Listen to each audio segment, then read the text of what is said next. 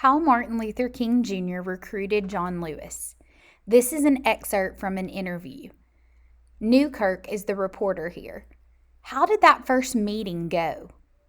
Lewis responds, a young lawyer met me at a Greyhound bus station and drove me to the First Baptist Church, pastored by Ralph Abernathy, and ushered me into the office.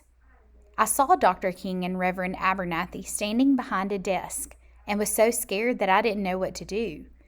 Dr. King said, "Are you the boy from Troy? Are you John Lewis?" And I said, "I'm John Robert Lewis."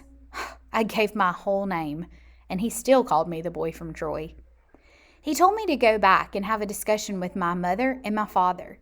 He said that they could lose their land, their home could be burned or bombed. But if I got the okay from them, we would file a suit against Troy State and against the state of Alabama, and I would get admitted to the school. I had a discussion with my mother and my father, and they were terribly afraid, so I continued to study in Nashville. It was in Nashville that I got involved in the sit-ins and later the freedom rides. We were beaten and left bloody and unconscious at the Greyhound bus station in Montgomery during the freedom rides in '61. King was there, at the same church where I first met him and Reverend Abernathy.